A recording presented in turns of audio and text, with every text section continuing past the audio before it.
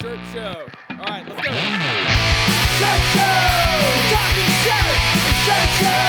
Just talking shirt! It's shirt show! Talking shirt! It's shirt show! Talking shirt, man! All right! Episode 124 of Shirt Show. We're talking with Mykel from ECG Graphics in California. Let's go! Hey, dude. What's up?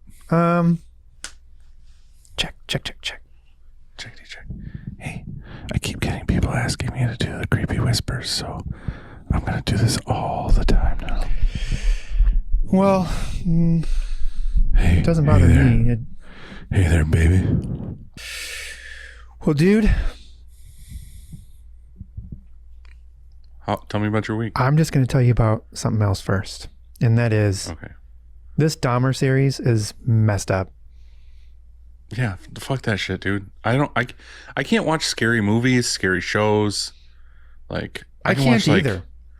sci-fi shows, sci-fi stuff, but like people murdering people or people eating people, shit like that. Like fuck that, dude. I can't do it. I can't either. Like, call me a pee-pee baby all you want, but I can't fucking do it. I don't care. Call me one, do. We started watching because, like, everybody's watching. You got to see this. And I was like, all right, well, whatever. Nope. Maybe it's cool. No desire. And we're not quite halfway. And we've almost turned it off like 100 times because it's so disturbing. He fucking eats people. Yeah, like, I don't know, man. It's not good. Shit's fucked up. Yeah, like, no, I just like, want to watch Sesame our Street or society's something. too fucking like too obsessed with like murderers. Mhm. I feel like it's making more murderers because they're like, oh yeah, people will think this is cool. Badass. Yeah. No, fuck that shit. Be polite. Mm, Walk old ladies across the street and shit. we're done. Because we know how it ends, right? He just eats more people. Yeah. But I don't need to see any more of It's it. gross. It's disturbing. Yeah, it is. No, I'm like a movie buff, and there's like so many movies I've never seen just because I won't go there. I don't want to. Yeah, I don't see many horror movies either. I watch a lot of horror movies, just not horror movies. I figured that. I mean, Maybe you should have switched. do you know that I know of a shop that was broken into yesterday, and you may too, and that they left in the screen room on the computer, they left porn on. The people who broke in put porn on the computer. Yes, so they broke in. I don't know if That's the best. I don't know if he's comfortable me sharing what shop it is, but they broke in his shop. They have some video, like a little video of the person breaking in. But then when they were at the shop on the computer, they went to the Google, or they went to some porn site and they hit play. So like when they got to the shop, that's what was happening. That's amazing. Yeah, that's amazingly disturbing. Also, like that's the last thing. You're like, I don't know if there's anything else, or maybe it would be worse if Dahmer just was playing. It's just such a fuck you. It's like, it's like not only did I steal your stuff, but here's like what I'm into. Mm-hmm. Yeah, I don't know. It is a fuck you. I didn't button my shirt So, all the way. Does that did they when figure you're out who watching it me was right then? now? Is my camera fucking up? You're like, I figured it's my internet. No, right so- there. Did it just do like weird Yeah. things? Yes. Why is Yes. it doing that? It's doing it on your end too. Yeah, that's not good, No. is it? We can't win, dude. No. Seriously. No. We are optimistic about this. We win. We can win. We're still slightly winning. You either win or you With lose. You don't recording- slightly win. We're barely winning. We're winning by a fucking Oh. nose. I see. Yeah, that makes sense. I think that makes sense. Yeah, Yeah. but that's better than the other. So Yeah, it's true. it is. How was your week other than Dahmer? Other than what? Oh, Dahmer. Dahmer was the Yeah. weekend. I shouldn't have ended the week like that. But the week's good. You know, it is. I think it's still strong, but I think we peaked. I think if here's the chart, it's going up, That's where we're at. Right. You're at the flat. Yeah. Okay. We're not this yet. No, cool. maybe we are. Okay. So imagine this. If you're listening to this and not watching, we are climbing the peak, plateaued, right? We hit it and we went flat, and now we came down just a little bit. We're down the mountain. We're down the mountain. Down the mountain. You took the first couple steps down. First couple steps. Yeah. Okay, cool. Yeah. How about you? Are you climbing the mountain, or did you take a few steps down? Climbing. Climbing. Oh. We're getting busier and busier. Busier and busier. Yeah, but it's not normal busy. It's like we were slow-ish most of the year. And then most of the year. It's 10 months. Yeah, I know. Fucking this year for me was just like meh. Like we did good. Like our numbers are good. Our numbers are better than ever. It's just like actually being like busy and crazy. Time out. Okay, so we need to distinguish between the two. So you're having a record year, but you feel less busy. It's just a feeling of less busy. Yes. Okay, well that's all right. That's okay. That's better. No, that's good. what I'm saying is right. But what I'm saying was last year and the year before that, we were like balls to the wall, like 3-4 weeks out. So, and even on this podcast, we had a discussion about like efficiencies, and I should hire more people, and I should be more like Andy, and everything else. So No. Yeah. So I hired a couple people, and I got a couple more pieces of equipment to automate and make more efficient. And now we're like so efficient that I've been like a week out all year long. And I don't like that. That's weird to me. I don't like booking jobs for the next week. Like to me, that's, as a business owner, that's scary. Like, what do I do if next week doesn't have any jobs? Then the following week has nothing. So that's how this whole year has been. But also, like a lot of shops I've talked to have been like, yeah, like recession wise and blah, blah, blah. Like it's slowing down. So I'm like, fuck, is it slowing down or am I super efficient? Well, it's not slowing down because you just told me your numbers are up. Right. But what I'm saying is like, yeah, our numbers are up. We're getting more shit done. So like, I'm comfortable with that. Like, I also have the bonus of having like no overhead. So like my numbers don't have to be amazing to be up. Impossible, but okay. But yeah, it's just like me all summer, like being like, oh fuck, we're only a week out, made me look into new avenues and hit up new business and like get big business customers. And now they're all hitting and it's busy. So I'm happy for that. It's good. It feels good to be like, fuck yeah, let's do this. Like I like that feeling of being like, well, the schedule is the schedule. We got to get this done. Rather than just like, I'd be careful what you wish for, because I think that the spot you're in is really good. I don't know. I mean, otherwise what's going to happen is then you're going to get busier, and then you'll be more weeks out, and then you'll be like, oh, we've got to get more efficient. And then you get more efficient, then you're not as busy, and then you get I'm towing busier. the line. It's like a cycle then. Right. No, I know. I'm like, I'm on the line, but I'm just saying like the downside to being so efficient that you're getting things done so much faster that you're only a week out is some weeks they get things done and they come to you in your office and they're like, hey, what do you want me to do? Like, I have nothing to do. And I'm like, I don't know. And they're like, well, I still need hours, so find something for me to do. And then I'm just like making shit up. I'm like, go wipe the top of the dryer, or fucking hey, that's go always count good. how many screens we have. If they wiped the top of the dryer every single day, I'd be okay with that. I like the dryer's always clean. I like a clean. I'm just saying there's like stupid shit where I'm just like, oh, go alphabetize fucking the extra shirts we have. Like, oh geez, yeah. Well, now I understand. You're right. So you are, and I hate, you know what? I would rather be like fucking balls to the walls, way too busy, stressed out, crying, than not busy enough where I'm having people like alphabetize, like bullshit. Yeah, that's exactly That's what I'm saying. way more stressful. It's way more stressful as an owner. Yeah.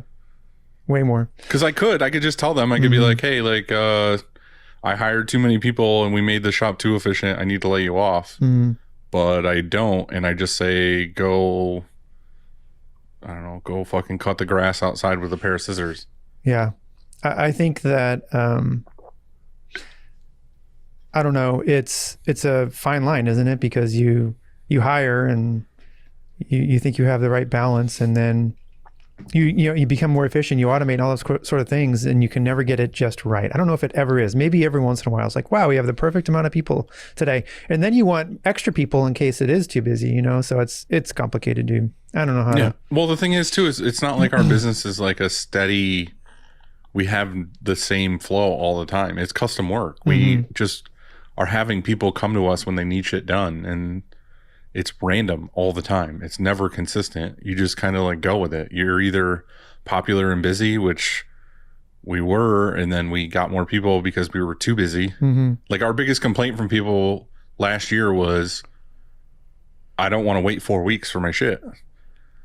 So I was like, well, I'm never going to have that happen again. Let's buy another auto and let's hire 3 more people and let's fucking do this and do that. And then you get all that in, and now you're like, shit.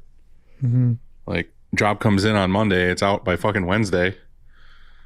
It's like Frank. It all starts with the screen, and whether it's new stretches or restretches, Frank and his team do it the best.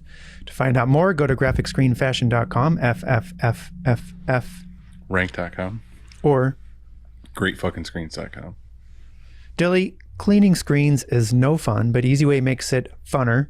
Their line of eco-friendly chemicals will help you keep your screens and your shop clean. Check them out at easyway.com. EasyWay. It's the easiest way. For sure. Yeah. Action Engineering. Sorry? I got that fresh EasyWay booth in this week. Oh, really? Friday. Yeah. So nice. What color? Is it the plastic or the metal? It's the plastic one. I had the big metal one, and once I got the auto reclaim in here, I realized I wanted to move things around a little bit. So if anyone's looking for a big ass metal EasyWay booth, I've got one. But yeah, we move stuff around and it's a way better flow now. So I'm stoked. Thanks to Alex for all the help. My stoke is this much for you. Thanks, man. Huge, lots of stoke. Cool. About this much. I can tell. Yeah, that's pretty normal for you. That's what I'm used to.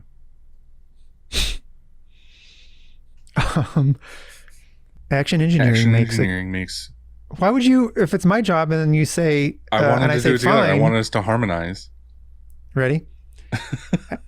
Here we can. Action Engineering makes accessories printers need. Don't say anything for a minute. That's all there is until the end. So because I was going to say, I'm looking at that like tabletop off press taper. You know what I mean? Because I want to be able to tape pallets. A separate station for taping. Separate station. Yeah. You know what I mean? Instead of wasting that half hour to tape 16 pallets. So they have all kinds of stuff. You need to go to their website, actionengineering.com, and level up your shop. Yes. Yeah. So it is that time of year when most shops are super busy and your art department is in overtime. So what you want to do is go to 1-900-HOTSTUFF.com and get in touch with Nick or Lucas and get some help. Did that sound right? Did I say their names right? Because I'm going crazy right now. I watched too much Dahmer. It sounded like it was Nickel Lucas, but it's cool. Yeah. Nickel Lucas. It's like that. Sounds like some kind of like infection. Like a Nickel Lucas. I had Nickel Lucas last week and I took some antibiotics for it. Yeah, that, or it's like St. Nicholas or St. Nick. I mean, St. Nickel Lucas. Yeah. So what I meant to say was get in touch with Nick or Lucas and get yourself some help. Okay? For those of you who are watching, I apologize because this video is a gosh darn mess. It Just keeps close doing one, that. if you're watching it, just close one eye. And then you don't have to see Andy at all. You can just look at me. Yeah, do that. Choosing the right emulsion for your shop is complicated, and that's why we love Chromaline. You've got questions, they've got answers. So ring them up or go to chromaline.com to watch Kevin's videos to learn all about the screen room. Perfect. Yeah. You were harmonizing right then with me so well that nobody could tell. Like it was just right there. It was perfect. Yeah. Mm-hmm. That took a lot of like choreographing. I did it all with my nose. I did it through my nose. Because of my mouth. You should be a ventriloquist. A Venn diagram. Don't you hate ventriloquists? Venn diagrams? Both. All right. You know who we have today? No, tell me. We have Mykel Lamar, and he is from ECG Graphics and Printing in San Diego, California. Beautiful San Diego. I know. So beautiful. I mean, you and I should move to San Diego. No thanks. For a month. Sure. What's good? What's up, dude? What's good? How you guys doing? Good. How are you? I'm doing good, man. I'm doing good. Can you guys hear me all good? Yeah. You sound great. Perfect. Thank you. Awesome comment after our horrible game yesterday. I'm a Dodger fan, so we lost yesterday, so it's a bummer. So you're sad. Any comment's good. Yeah, it's weird. It's all good though. But you move on. Get ready for the next season. So how are you a Dodgers fan and you're from San Diego? How does that work out? Well, honestly, it's tied to my wife. About 10 years ago, I went with my wife, and it was something that she loved baseball. I'm a basketball player, so I mean that kind of shows why I'm not really tied to the Padres because I never really watched them. I mean, I have love for Tony Gwynn and stuff like that, but it wasn't something that I like grew up watching and playing and things like that. So yeah, I remember when we first started like dating, she would be watching them, and yeah, it turned into me watching it with her, kind of like this.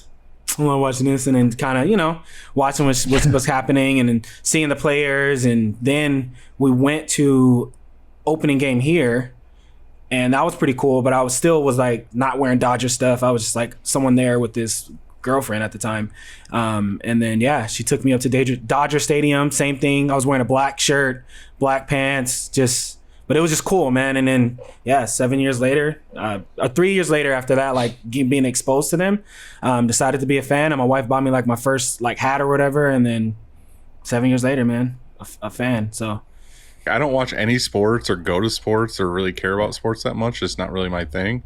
But I always love seeing that dude in the middle of the audience or whatever, with like an opposite jersey on, like. Like if you had like a Red Sox jersey on and like at, Yankee Stadium or something. Yeah. And everyone's just like hating on him so hard. Yeah. I feel like you should have just done that. You should have just went the opposite. Yeah. I mean, it's weird. Just to piss her off. Exactly. I mean, I'm in a weird spot now because like I love my city. I love San Diego, and it's cool to see my city's just lit right now. But it's also a bummer because it's like, damn, it had to be against like my team, the team that I actually have grown to love over the past couple years. And so, but it's good, it's trying to be a good sport about it. And, it sucks, but I love my city being happy and having something to look forward to. Cause we're, everyone knows San Diego is like the little brother to LA. So we hear it a lot. So, but it's all good. It's all good. So what else did you do this weekend? Not much, man. Weekends are really my time to spend time with the kids. My brother's getting married, so his soon-to-be stepdaughter had her birthday party yesterday. So there's all these jump houses popping up around, right? So it was really cool. Last night, took my kids to go do that, and it was just like COVID just has me looking at places really different. Like kids running around sweating and like throwing balls at each other and flipping But it was cool. We were there for about an hour and a half and, threw back some pizza, and I got to hang out with the brother, and it was good. And then today I was just kind of recalibrating. This past week was pretty stressful. So I was just trying to like unwind and get ready for this next week because I have a couple of jobs that I want to get out ASAP. So, what was stressful about last week? It's not a bad thing. I just had a lot of closing that happened. I closed a couple of jobs that, those jobs that kind of sit and you like hit the customer up, and it's like it's not the jobs that if they fall on the schedule, they're super easy to get done. It takes a little bit of time.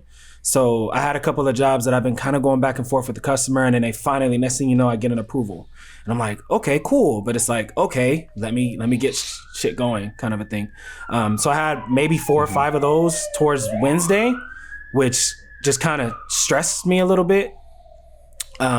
Just because I knew I had to like get them through the pipeline, order the garments, start the artwork because they had changes that they wanted to do, and just little stuff like that. So it just ended the week kind of stressful. So right now you're doing all that. You're the one who orders the garments, and you're the one who, invoices it and everything like that. There's no like office administrator, let's say. Nope. But it's cool right now. I'm actually put on my rocks. I know you guys probably read Traction, but one of the rocks that I gave myself for this 90 days was making all video SOPs. So I'm finishing up the last one, and the goal is to hire somebody in and, share that video with them. And basically I took everything out of here and like made it into a standardized procedure. So when I am looking for that help, rather be through even a VA can help me with that. Just doing that. So. Yeah, we talk a lot about that in our text group with the couple friends, and Scott's really big on that. He said, like quick and dirty, like if he does a thing in the shop and it doesn't already have an SOP for it, he just literally turns his phone on, records himself, uploads it to a private YouTube, and then makes a QR code, sticks it to whatever he was doing, and then if somebody has a question about it, they can quickly watch that video of whatever he's doing, and it's just like, hey, this is how you do it. So is that kind of what you're doing, or are you like thinking them through and producing them a little bit, or how are you doing it? Yeah, really, I'm just really being analytical about it. I'm somewhat of a perfectionist when it comes to certain things, so there is a way that I want it to be done, and I think by me actually sitting down, and I normally do it at night when my family, like when my kids are asleep, I'll sit in the bed and I'll just start like just jotting down what I do and how I do it from start to finish. And I'm a video person too, so I knew no matter what option, I wasn't just gonna do a written one because I'm an artist, and I just know like giving somebody a piece of paper is just not gonna be good. So really, I just sat down, thought about how I wanted it to be, if I was doing it the way I wanted it to be done, or I was just doing it just, oh my gosh, I need to send out an invoice. Was I doing it correctly? Did I mess up? So just looking at that, taking the time to say, what's the best way to do it? And then I just sat down and scripted out everything. Thank God I started doing content because I realized how to script out a video and all that good stuff. And then I just press record and just got them done. And literally I drop my kids off and I'll edit a video and save it real quick and upload it to the drive. And it's about 20 to almost 25 videos that I've done for SOPs throughout the shop. So my goal now is just getting them all on the drive because that's hard to migrate all that. And then from there, I'll work on the QR code because that's really cool. That's like the end goal is to QR code them and have them all over the shop. So, Andy, didn't you talk about trying to start doing that, or is that next year's thing? Yeah, so we, when Caspirini was here, we started, and we have our format, and we know where to keep it because you have to figure that stuff out. Like, where's the video going to live? Mm-hmm. How can you, like you just mentioned, there's a QR code. Where's the link? And so your video has to stay somewhere, and then once you click that, it goes, right? Mm-hmm. And is it public or private and all that sort of stuff? And so we figured all of it out, but then we had all sorts of other things happen, and we only did like 1 or 2. Yeah. But like you said, there's like we can do it everywhere, and I want to, and I think we want to do it less produced and more sort of like what you were saying, like what Scott did, and that's sort of just quick and dirty. But like Mykel said, it has to make sense. Like it has to be order to it. So it does take a little bit, especially if there's some processes. I mean, you have to sit down and actually bullet point it out, like if they're chronological, it has to make sense for the person that's learning it. But at Print Hustlers, when we're getting ready to go to at Print Hustlers, that's what it's going to be about. Like that's what that whole 2022 Print Hustlers is about, lean manufacturing and what's the other thing?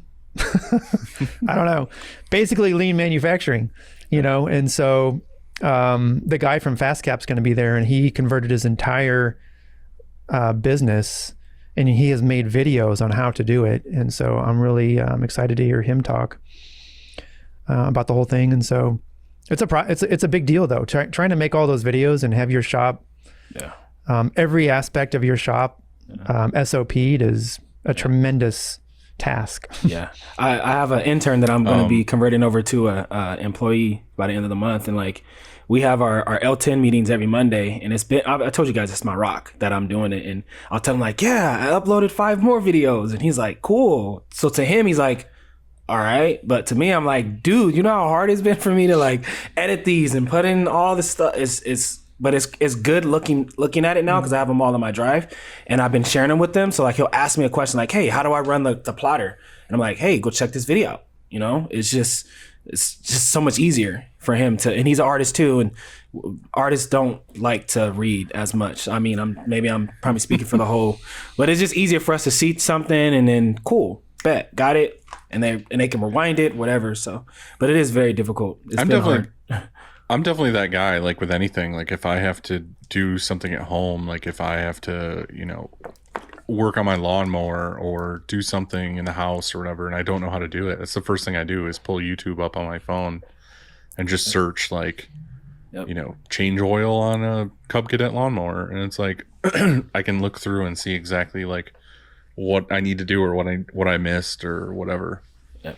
So I mean, what FastCap and what all of those SOP videos, one of their goals is that anyone off the street can walk in, hit that QR code, watch that video, and do that task. Not somebody at your shop even, just like a stranger can watch that video and do exactly the task that the video is about. And so you want to simplify it, make it easy, and make it so that if somebody's not here that knows how to run that machine, that we can figure it out pretty easily. You know what I mean? So that's the goal anyway. Speaking of security systems, or cameras, I should say, Dylan and I know of a shop that was broken into yesterday. Oh, God. Tony Tinyfish. Wow. And and I think he said it was like the second time this month or within a month. And he's doubling down on all security, like this coming week. And so, I was curious, like what kind of security systems do you have? Do you have video? Do you have an alarm? What are you guys running right now? Tell us the passcode and where they're pointed. I know you just talked about that too. Andy, you said people get the keypad or something like that in the last one. Yeah. So, a key. Everybody has their own code in. There you go. Mm-hmm. For me, I mean, I have a video. It terrified me. And to be honest with you, when I first took over the shop, it was janky, just in general. And then my neighbor is a salon. So I talked to her during the acquisition and as I was taking over the shop, and she was like, yeah, I got broken into last holidays, and they like came in and was like scratching her butts and looking at us like they were real comfortable. And I'm like, what? And she's like, yeah, I didn't have a camera. And I'm like, oh, people are bold when they feel like there's no camera looking. But I'm like, when there is a camera, I feel like people probably will move a lot faster, or it's really a deterrent. If someone's going to break into, wherever, they're going to do it regardless. Mm-hmm. But for me, like I knew that, and I took over this business last August, and she told me that, I say mid-August. So it took me some time, but I think in October of last year, I actually invested in some cameras, and I got them out back because I have 2 sheds back there. I have one pointed at each of them. They're all super hyper sensitive. So if I did have it really bad where if a leaf dropped, it told me, but I don't know. I super scared. I try to take as much as I can home, like my laptop, things like that. But I mean, I can't lug a press, and I'm right off the boulevard. It's a huge, gigantic window. And so, but I do video. That's been my thing. So I just texted Tony and he said he didn't have an alarm in working order at the moment. Like he has video, but not a security. So like, wow. Here, we have not only an alarm that if you break in with there's motions all over the place, there's door contacts, but if you break in, not only is this ear piercing siren going to go off, but it also dials out. And to the, actually to dispatch, and then they call me, they don't get a hold of me, they send police. And so, you have to decide, I suppose, like, I know, Dylan, we talked about this, it seems like a year ago, and you just have like the baseball bat method, right? Because you're in a small town. And, Johnny Like, came I will back in the fucking find house you. like, why is your cousin come here trying to break in again? Yeah. Right. Don't, like, we know who it would be. Yeah, Yeah, right. we have cameras now, though. And the other thing, though, too, is like with all the improvements outside around the shop, we've added a lot more like lights. So like every door has pretty much like a good, like well lit light on it. And every door also has a camera. And then there's cameras like facing the parking lot, facing like the stairs and like out back and everything else. So, it's one of those things. Like, I feel like we have cameras, and if somebody wants to break in, they can break in. Like, we have like glass doors and shit. So like if somebody wanted to just break the door, walk in, take your shit and leave, like they could do that. But it's also too, like, what the fuck are they going to steal? They can't take a press. They can't take a fucking, like, they could take our computers, but like, I love Bella Canvas. I hope someone doesn't do it. Yeah, like, I hope someone doesn't do it, but like, whatever, you buy another computer. Like, I don't know. I think that the sense of security, knowing that it's only like $75 a month or something. Maybe it's $100. I'll have to look it up. But that is all it is to have a security system monitored. It's ADT. It's a national company. And you always but know. You know what's free though? Is just having that ADT sticker or sign out front. And then they just think you have ADT. Yeah. And just have some dummy lights or dummy cameras with like the red light blinking that's off Amazon. I've had those for like 10 years. Yeah. I have actual cameras now, but for the longest time I had like a fucking like dummy camera above the door. Well, let's say that you were broken into tonight. Okay. Tomorrow, and you don't catch the person and they take the computers. Tomorrow, do you get a security system, or do you still say, fuck it, we're good? I'll use the same method as always. I just sleep here for a week with a shotgun in my hands and hope they come back. Okay, but they don't come back in a week. They come back in 6 months. Or it's a different person. My point is that I think maybe until it happens, you're cool with your method that you're using now. But for even if it was $100 a month, for $1,200 a year, that within 5 minutes of somebody breaking in here, there's going to be police here. Yeah. So they got 5 minutes most. But you're guaranteed that ADT stealing $1,200 a year from you. Well, it's like with any insurance policy. It's a bet, right? I suppose. So it's reassurance. I like it. Don't insure your building for a fire because they won't come. The only downside to that, I'm sorry. and I found it. No, it's fine. It's fine. The only downside to that on my side is San Diego Sheriff Department. They charge you if it's like a false alarm. So that like with my security system, they'll call. And then like I got a fat bill, like $1,200. I'm like, dude, like I told you guys not to come. Like, why? Dang. Like, and it's like a false alarm. I literally have the New York State. I have the New York State troopers right next door. Like the very next building is the police station. So they hook it up. That's a really I've been good. pulled over. I've been pulled over at my own shop like 15 times. Yeah. Just like lingering out here at night with like a black hoodie on. They stop me and like, what are you doing? I'm like, I own this place. And they're like, no, prove it. Okay. Like, well, what the fuck? Like, not even kidding. Like, this sounds stupid, but like back when we used to have when I have to come down here at night to do the fire, like I would see them drive slowly by. I would like act suspicious on purpose just to see if they would stop. Like I would put my hood up, or I would like shut the light off real quick, or like, like just be weird. Oh, you're doing that to test them to see if they are watching? Yeah, like I kind of want to like have them stop and be like, hey, what the fuck are you doing? And I'm just like, fuck you, I own this place. Like I just want to say like, hey, but it is cool. Like it's cool that they stop because then I know like if it wasn't me and it was someone else, they would like say something. But I don't know. It's just interesting seeing them like creep by, and then you get to know them too. Like I know almost all of them now, and they all wave and whatever. But I don't know. It's just kind of funny. Yeah. I don't know. I've never. I feel like I've had people try to break in here before. Like I've seen like locks or door handles like slightly fucked up. Like, you know, it's probably just some kid just like testing to see if the door would open, but not have the balls to actually break in. But I don't know.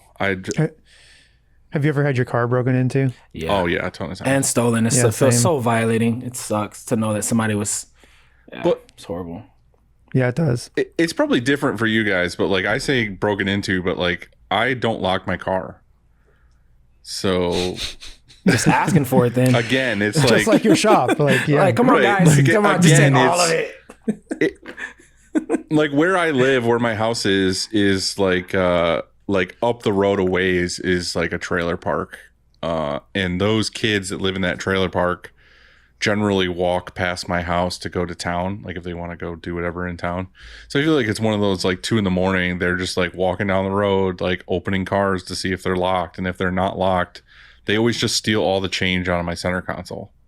It's not like they like steal shit in my car. They're just like, oh, he's got like $20 in quarters.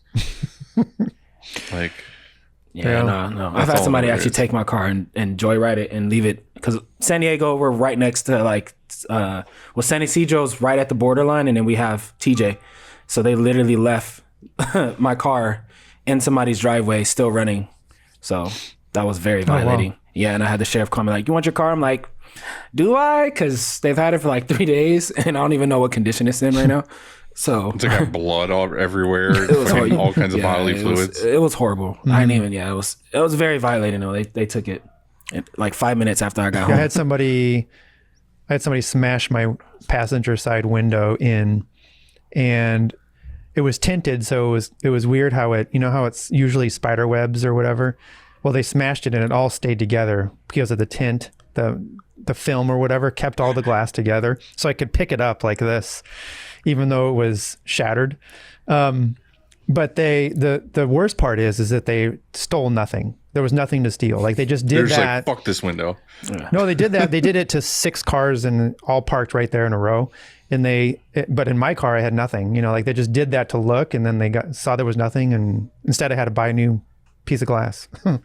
It sucked. Yeah, kids that do that when they're younger, like maybe roughly 17, 18 years old out of high school, they're bad kids for doing things like that. Didn't you do stuff like that?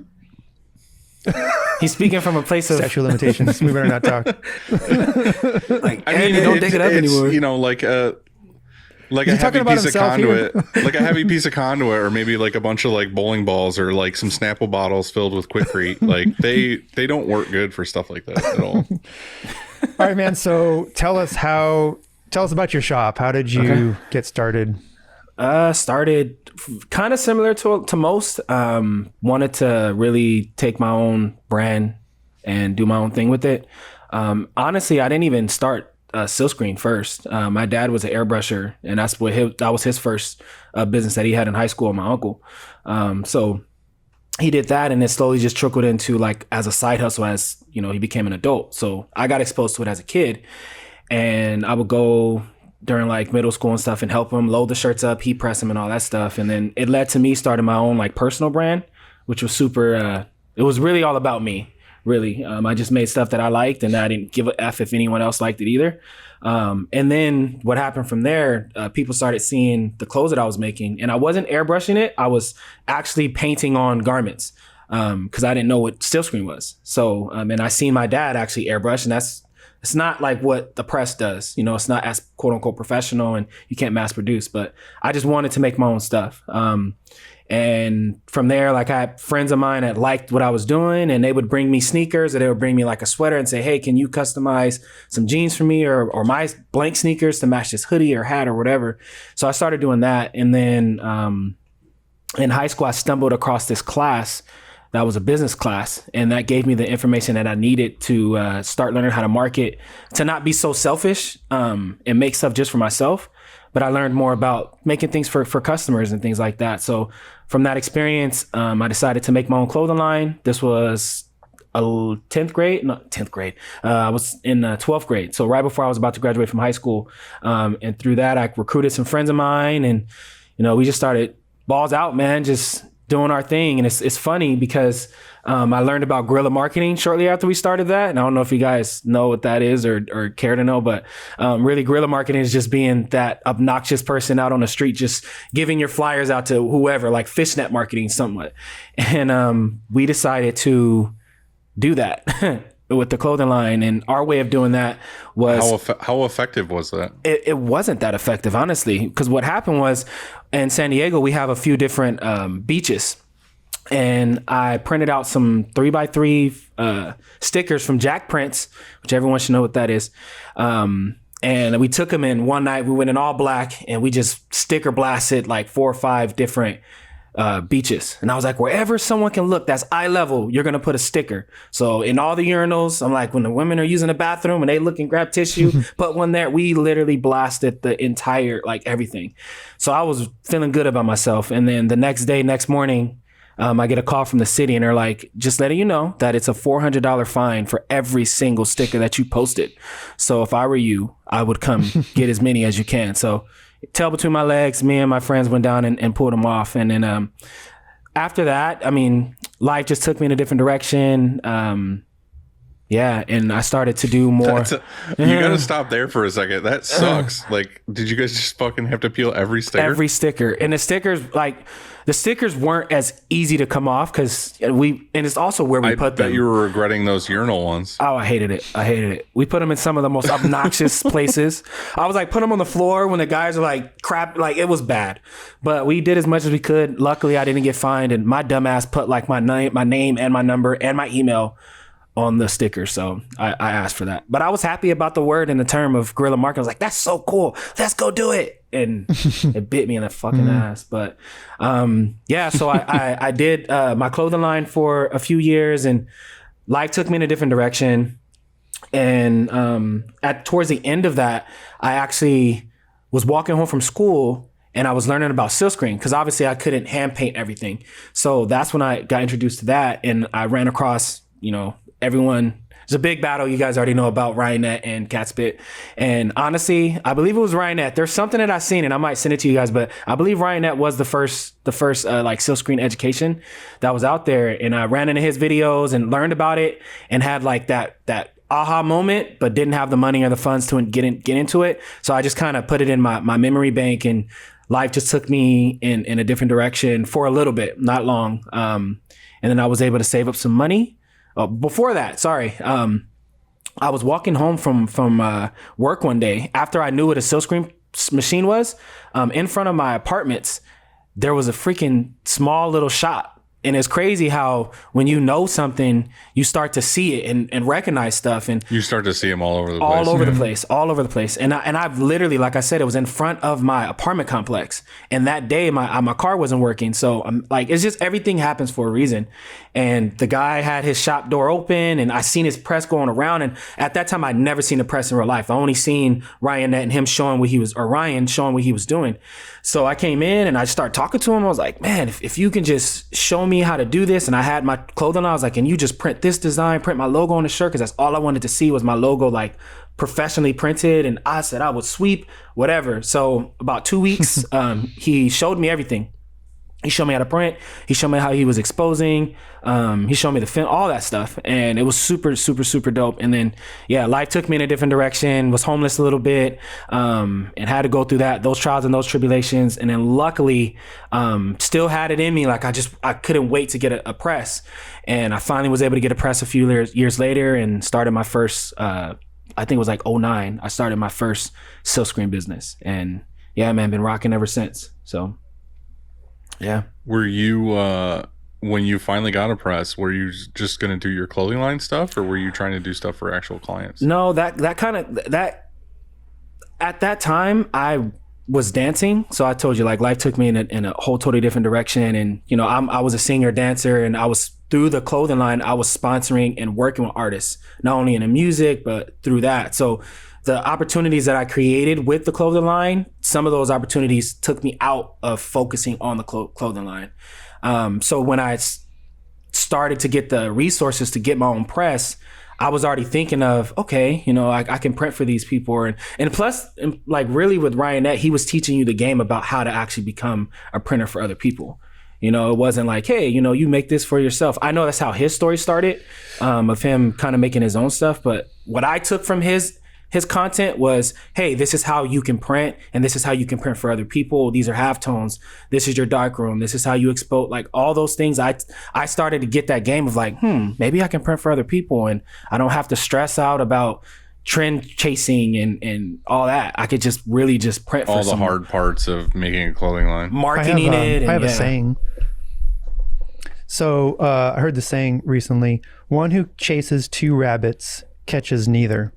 And it sort of reminds me of your, you said that, you know, you had been trying this for a while and you kept life took you in different directions, and maybe you got distracted or you weren't, you know, 100% all in focused on screen printing and you were chasing other rabbits or something, you know. So now at this point, are you 100% all in on screen printing and that's it? Yeah. And when I say life, you know, I had, it was, and that's a part of my journey too. And that's why I started my social media content, because I was stuck in this way of thinking. And nowadays, like we're all moving towards, you don't have to do something that you don't like to do, especially with this generation now. Like my parents came from the whole factory and that kind of stuff. Like, oh, you have to work at a job and get a pension. We all know it doesn't exist anymore. Right. So for me, I was a product of that mentality. Like, I got to go work this job and this only can be a side hustle, you know? And I didn't have, you know, my dad was an entrepreneur in some ways, but he wasn't a full-time entrepreneur. So that was what I saw. And I was trying to break that cycle and be able to make that come, because I loved silkscreen. It was something that I did. In my last job, I worked for a nonprofit, one of the biggest nonprofits, the YMCA. And for 14 years, man, I was working with kids and loved it. And I had my silkscreen press, and that was my side hustle. So every principal that I talked to, every school, every, you know, Avid class, whatever it was, I was printing for them. So, but I knew like that I was moonlighting as a screen printer, but I didn't know what it would take for me to become full time. And then just recently, I was able to accomplish that, and that's why I started my content a little bit before that transition, to help other people like me be able to say, no, you can, if you want a silk screen, or you whatever it is, you know, do it. You know, find a way to do it. So, but I am all in now, all in, full time. Yeah. One thing I was curious about, and I was thinking about this the other day, because we were talking about, you know, marketing and doing outbound sales and all this other stuff, is like, how different is it now? Because you said you tried to do the guerrilla marketing and you were making content and all this other stuff. Mm-hmm. Back when I first started, it was with social media, but it was like super early social media. It was like MySpace and like the beginnings of Facebook and, you know, whatever. Because before that, it was just like band forums and stuff, like getting on and talking to bands, and it was difficult to deal with on there. And then social media started, but it was more just like direct message was the way to go. Like MySpace, it was like, in order to get a hold of a band, it was you send them a direct message, basically. Well, isn't that guerrilla marketing now? The new guerrilla marketing, didn't it shift from like flyers on cars and stickers wherever on light posts and stuff? Did it shift over to, you know, email blasts, and then also maybe just direct messaging people on Instagram or whatever, you know, however you're doing it?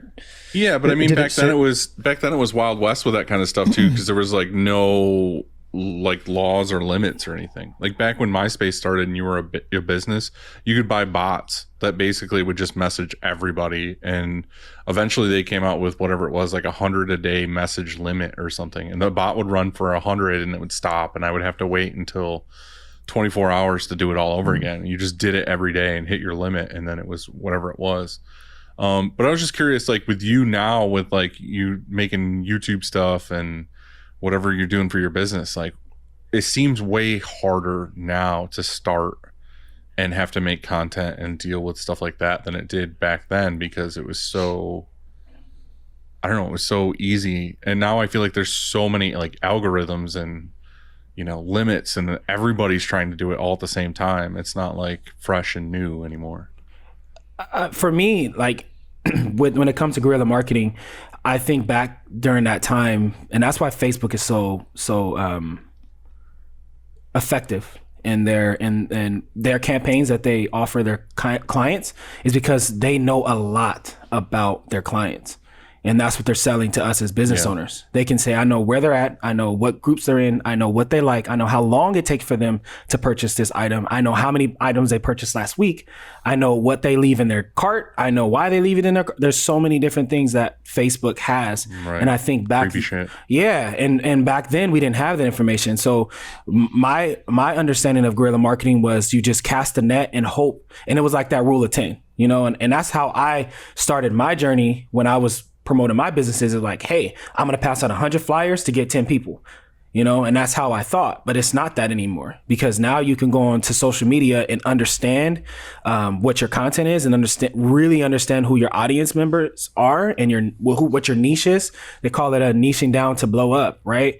And if you're able to do that, you're able to understand that person, and it's marketing 101. Some people call it, and that's one thing when I heard about these terms in school of marketing, it really is kind of like you're stereotyping somebody, but really at the end of the day, it is what it is. You know, if you're watching a football game and you see the commercials that are playing in between, they're stereotyping because they know what their audience is. Oh yeah, for it's sure. a demographic. Exactly. It's a demographic that you're looking for sure. And I mean, now it's more targeted and focused more than ever because, you know, people voluntarily, like you're talking about Facebook, most people voluntarily, put up on Facebook what they like, you know, and their age and where they live and all this sort of stuff. And so you don't have to cast as wide of a net, but like Dylan said, there's more coming your way. You know, everybody's doing it. And so is it ignored?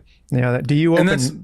That's the thing though too, is it's like with Instagram, it's a reason why a lot of people don't like it nowadays, is because you can't get noticed at all. You can't just play the game. Like you can't just be a free player and be like, you have to pay to play. You have to pay to play with everything. Like you can't just be like, oh, okay, like I make cool content, I'm going to push it, because it's not going to get seen. You might have 50,000 followers, but like 100 people might see your post because you're not spending any money on ads, and you're not like I think a certain posting amount 4 times a day, or posting like you're not using music that's like Post Malone or something that's like super popular and current, like right then and there. You can't use your own shit or nobody cares. It won't get seen. Yeah, I think there's an extent that, you know, organically people will see your stuff. There's a certain amount of virality, I guess, and then it just falls off, you know, because unless you pay. You know, and we don't do any of that. We used to, like 5 years ago or something. I did a little bit, but not anymore. I really think it's really the person too, and what you're trying to go for. Like somebody might just like that authenticity of their content, and you know, and that's the thing about Instagram. Instagram is more or less like your followers, people that you actually that you do things for. You know, you're posting things for them to see what's happening in your shop or your life. And then, you know, I think TikTok is more or less like they're putting things that people like. It's more the algorithm is working to put things that you like in front of you, and you just got to figure out what is successful. What's success to you? Like, what do you want your content to look like? I mean, and how you want your business. If you want your business to be at this, you know, revenue cap, and you don't want to continue to grow and have social media be a part of that, you can definitely, because there's businesses nowadays, like they never, like restaurants. I know a lot of restaurants that have been around for decades and they never have to worry about marketing because they don't want to. They're like, I'm fine. There was a shop that actually... You mean social media marketing? Social media marketing, or just any marketing. They're like, we're fine. We like what we're doing. We don't need to be this brand on social media. We're happy just being this shop, you know? So I really think it depends on, you know, what you're trying to do if you want to have that social media presence, and what do you want to get from it? Do you want to get customers from it, or do you want to just kind of show the behind the scenes, or how do you want to do it? You know? The hard part is it's like, for me, I've always been like, I want to do it as raw or just like as in our own way as possible. That's like, what she said, by the way. Music I want to use on a video. Yeah, that's it. Yeah, definitely she did. And like, I just want to do it my way, and I want to post the things that I want to post. I don't want to play the game. I don't want to like make sure I have to post a certain amount of times a day, because I feel like it's not real. It's not authentic in that point, because I'm like, oh, I have to do 3 posts a day, or I have to do this. But the problem is that, like you said, like a restaurant might not have to do any marketing because they're local and the people that eat there are locals, and all they have to do is go there, try the food, be like, I like it, and then they just keep coming back. My business here is not local at all. Like, I have to get out there and be seen in order to get new customers. Like, I can keep the customers I have and I can just do the word of mouth thing. But if I want to get any new customers, I either have to do cold calls and cold emails, or I have to just post more shit on the internet so that I can get seen by more people that want to come here and get stuff. So that's the thing, is like, I want to be as authentic as I can be without having to sell my soul and play the game a ton. Like, you have to play the game somewhat, but like, it gets annoying at this point where it's like I said, I've been talking to people about like, oh, TikTok is the new thing to like get seen on. And I'm like, cool. Well, how do you, like, when you search how to like be seen on TikTok, it's like, well, you have to make sure somebody's face is basically being seen, or somebody's in the video, not just things. And you have to try to use current music or some kind of trend that they're doing, like some kind of like new dance, or just like whatever's trending with videos nowadays. And it's like, fuck that. I don't want to do that at all. Is this like, what's pushed you towards some contract work? You know, that type of customer instead of retail? No, I still want to do retail. I just want to, I have to approach it differently. Like I said, for the past like 13 years, I've done it one way. Like, I've just been like posting things the way I want to post things. And I've dealt with social media because most, like 2 or 3 years ago, 99% of my business came from like Instagram. Like, I would get good big business or the kind of business I wanted through Instagram DMs or whatever, and then email and calls, and then eventually whatever. But nowadays I feel like it's not that at all. Like, I have to like do the old school way of like, you know, calling them or sending them sample boxes and like doing the feet on the ground approach rather than check out my page kind of thing. Yeah. I mean, so I don't know. I just was curious with you, with like, I know you're doing like YouTube stuff and you're doing marketing stuff like that. How are you finding marketing your business is sufficient nowadays? Like, what's your method for getting new business? I got help, honestly. And that's what I was going to say to you. You know, it may be something that you're not good at and you may not even care about, but there's somebody out there that can help you. And that's what I did. I understood that. And that's how I ran my content.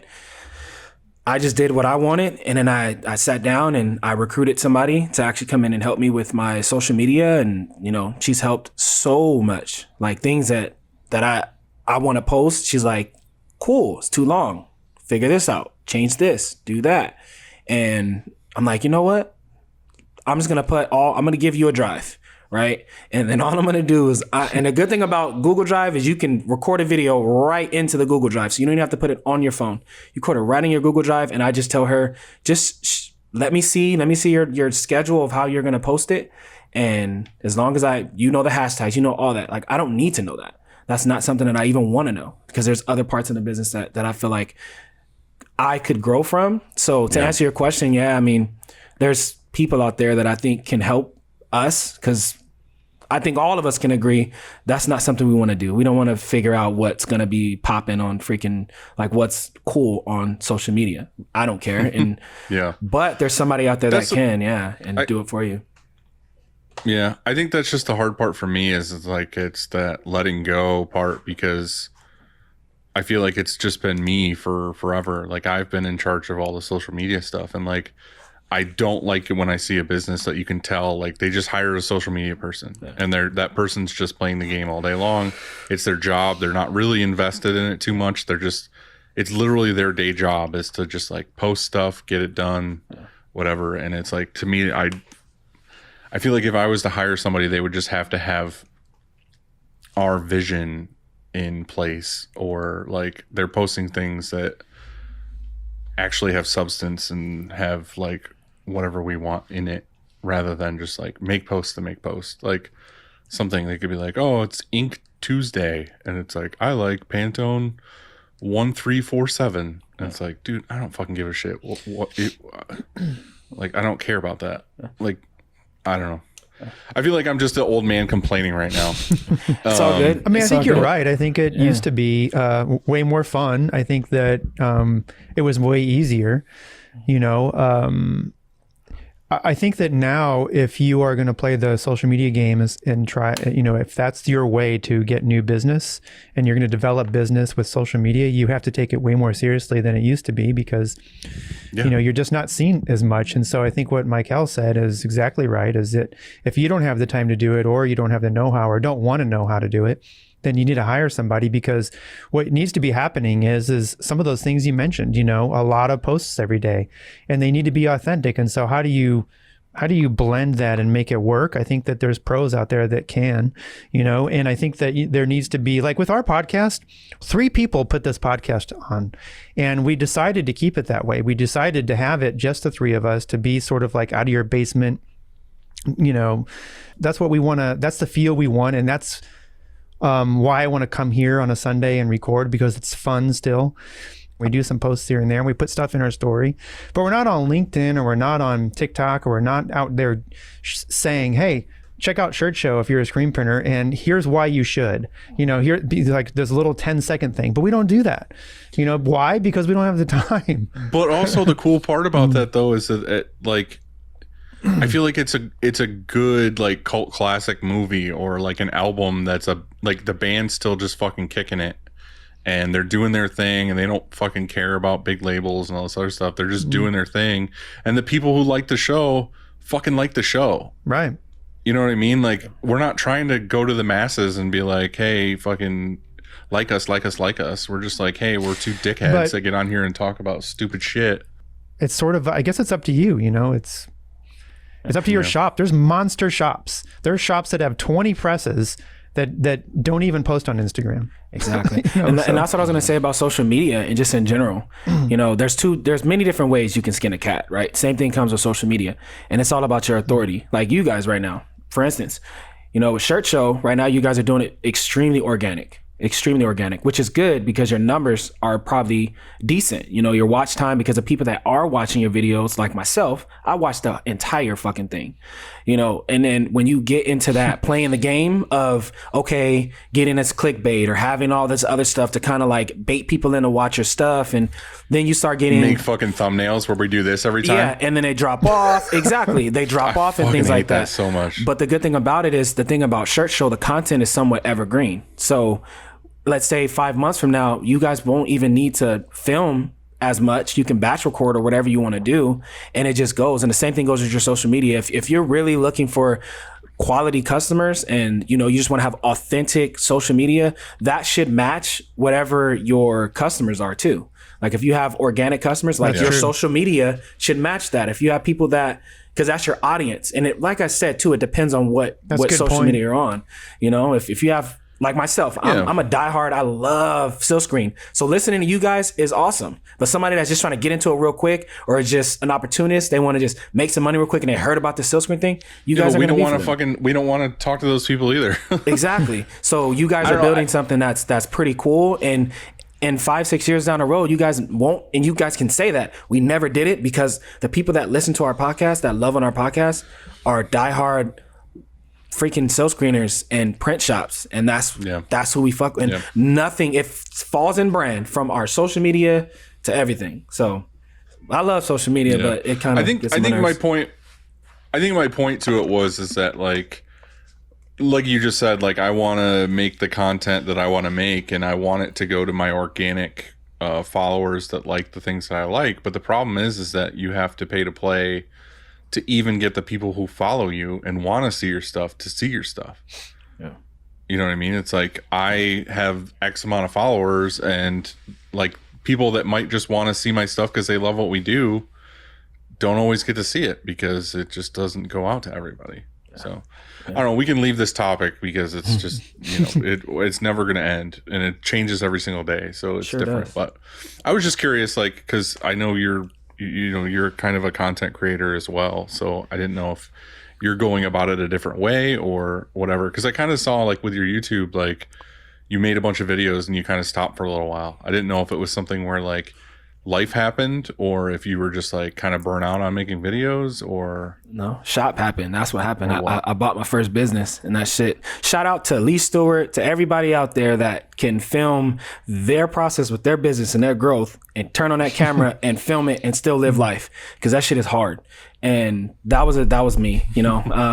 I was filming every single week, batch recording. And when I took over the shop, it wasn't that I didn't want to do it anymore. It was my day changed, you know. I wasn't, it just was different. So I want to get back to that. And I've had a lot of my audience, they've been patient and they've been telling me like, hey, like you helped us, you know, with some of your content. You helped us with, you know, being able to run my small business and you gave us resources. So where are you at? You know, but the good thing about it is a lot of my content is evergreen. So it's searchable. People can still look at it.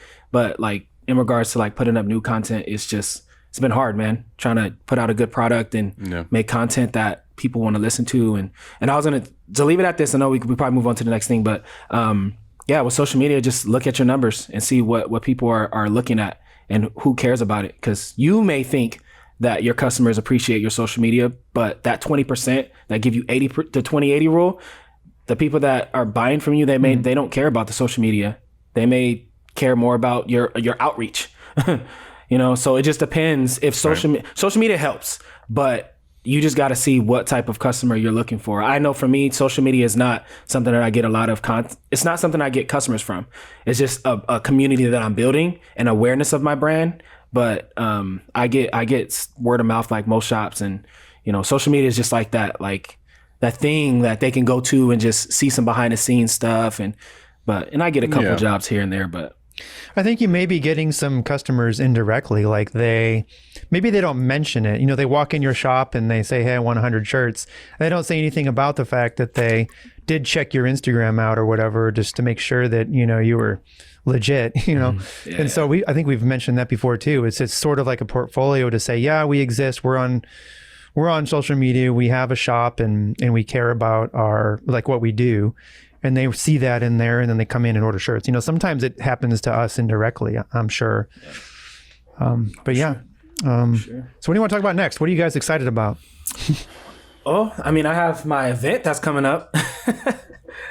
What's your event? Printtober, man. We've been pushing it a lot on social media. It's something I wanted to do when I first came into the shop.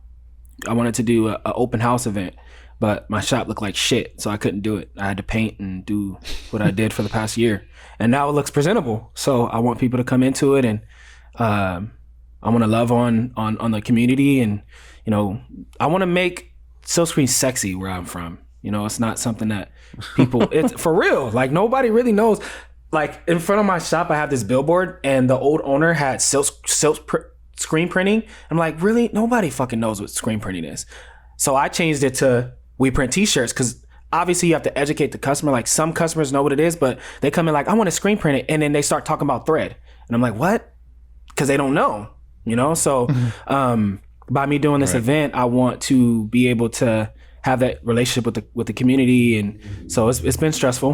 Before I actually got on, I was drawing out how I wanted the shop to be organized and set up in the flow of it. But yeah. So you're doing it for like a weekend, a day? Just a day. It's the first one. I'm not expecting for it to be super successful, but I've been promoting my ass off, telling everybody and their mama and their cousin and their whoever wants to come. But yeah, just been putting stickers up everywhere. Yeah, but just no name, no name, no number, no contact information. Yeah, not trying to have the police pull up. Nope, not over here. But no, thank you. But it's going to be fun. I'm terrified because it's my first one in the shop, and I print in front of people because of the way the shop's set up. Like people naturally walk in and they see the press move in and they see the heat press right behind me. But this is different. You know, I'm partnering with my old elementary school where the fifth graders actually submitted some artwork, and I'm going to take it and make it even better, collaborate with that student, and it's going to be fun. So they're actually making the design, and we're going to have 2 sizes, and it's going to be fun.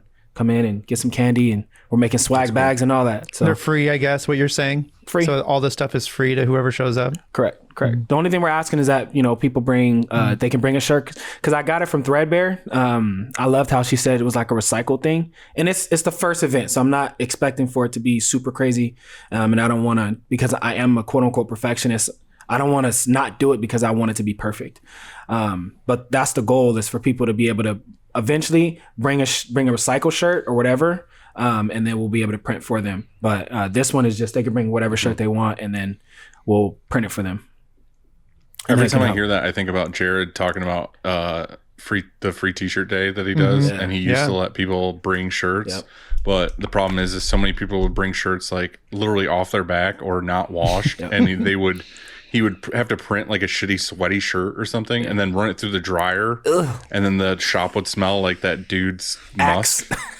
So right. So just beware of people not bringing you the cleanliness. We have contingency plans for that. So we went into our inventory and pulled out just a whole plethora of shirts. So just in case it doesn't meet the standards, here, pick one from this box. And that's also something that I'm talking to my social media team about, is we're as we get closer to the date, we're going to start releasing a little bit more. So we're putting together like a little small video to let people know, hey, you know, bring a shirt this size. This is going to be the print. Once I'm done finalizing the print, this is the print size. You know, these are the colors that are going to be available, so that when they come, it's not like, oh my God, I don't know what's, you know. So we do have some inventory for shirts that we think are just janky. Like, I'm not printing on that. How often do you guys print on customer supplied garments or items, or do you even?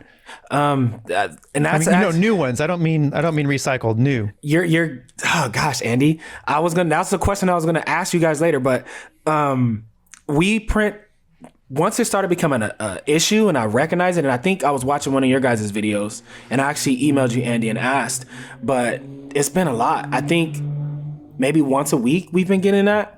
And unfortunately, not any of the new customers that I have, because I talked to them about it, but some of the customers that I inherited from the previous business owner, they were under that impression, where they just could bring their own stuff, and they just think that it's so much cheaper. And I'm like, no. So the way we explain it to them is, hey, we're the professionals. We know what that print is going to look like on the garments that you're going to get. And I tell them too, and I've seen this on another Printavo with another owner, where he was like, I'm in the business for printing. I'm not in the business for selling blanks. So I tell my customers, I'm honest with them. I say, hey, the price that I get the garments for are going to be cheaper than you're going to get them for. And the only thing that I'm going to charge you for is getting them to the shop. So if it's $50 for me to ship them here, and it costs you, at the end of the day, you get 24 garments, and I charge you $3 per garment because it cost me $1.50, and, you know, $50 spread out across all those, you know, like, I just let them know, like, it's just better for you guys to go through us, and you having to source them, you're going to pay $7. So, but kind of back to it, I have had a lot of customers do that, but it's put myself and my team under the pressure. I let them know, like, hey, no fuck ups. You know, it's been kind of like a thing for us to, yeah, for real. I'm serious. Like, we actually just did a job, Friday, where it was some nylon jackets, and there's no fuck ups. And we looked online, because I always like to look shit up. And it's one of the old customers from the past owner, and we did the order for them last year, so we knew how we would handle it and not have any spoilage. But yeah, man, I looked online, they're like $60, like wholesale. So I'm like, we definitely can't fuck up. And I've been measuring our turnaround time, and that's the worst, when you fuck up on something, and then you have to wait for it to get shipped, and you got to pay all that extra money. And then now you were happy because you were able to flip that job in 4 days, and it's going to make your turnaround time look good.